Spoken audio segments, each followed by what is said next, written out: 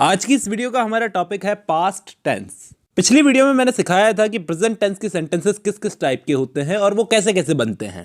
लेकिन आज की इस वीडियो का हमारा टॉपिक है पास्ट टेंस। सिर्फ और सिर्फ पास्ट में जो सेंटेंसेस बन सकते हैं, या कहें कि वो काम जो कल से जुड़ा हुआ था, उसको लेकर हम क्या क्या बातें कर सकते हैं। अब जैसे मैं पास्ट में कौन कौन से सेंटेंस बना सकता हूं हिंदी में। मैंने कोई काम किया, मैंने काम किया, आई वर्कड।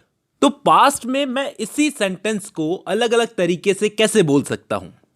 जैसे मैंने काम किया को मैं बोलूं मैं काम कर रहा था, या मैं बोलूं कि मैंने काम कर लिया था, या मैं तब तक काम कर रहा था। अब ये सारी चीजें पास्ट में बोली गई हैं, अलग अलग तरीके से बोली गई हैं, लेकिन चारों के बोलने के तरीके अलग अलग हैं। कोई काम कर चुका है, कोई काम कर रहा था, तो किसी ने काम कर लिया था, और कोई अभी तक काम कर रहा था।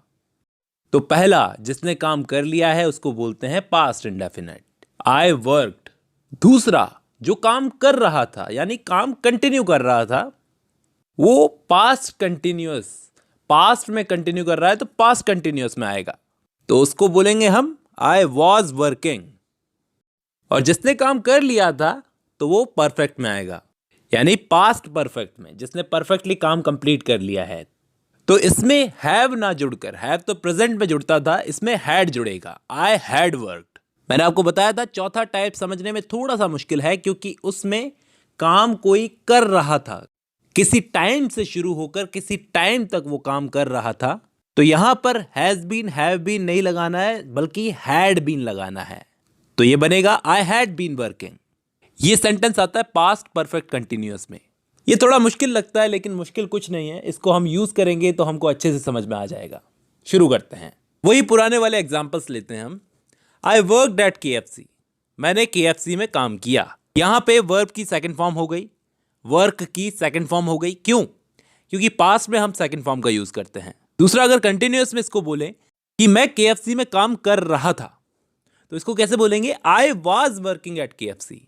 वर्क के आगे ING जुड़ गया, और यहां पर आई के साथ वाज जुड़ गया, I was working at KFC।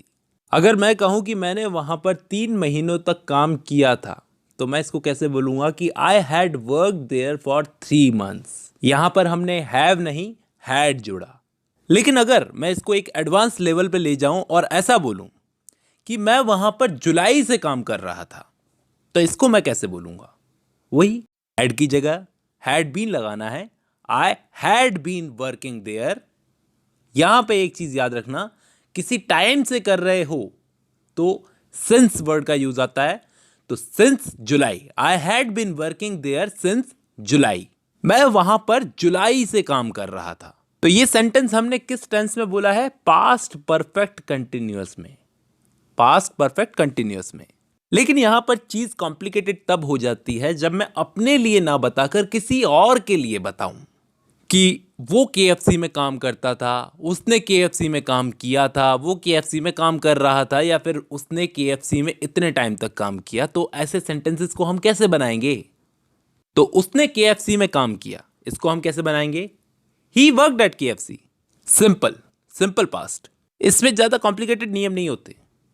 वो KFC में काम कर रहा था, he was working at KFC, यानी कंटिन्यूअस। या अगर मैं बोलूं कि उसने वहां पर 3 महीने तक काम किया, यानी ये परफेक्ट में आ रहा है, तो he had worked there for 3 months। या अगर मैं ऐसा बोलूं परफेक्ट कंटिन्यूअस में इसको बोलूं कि वो वहां पर जुलाई से काम कर रहा था, तो he had been working there since July. तो उम्मीद करता हूं ये पास्ट टेंस आपको समझ में आया होगा दोस्तों। आगे हम लोग डिस्कस करेंगे इसको एडवांस लेवल पे हम लोग कैसे यूज करें। आज की वीडियो में बस इतना ही।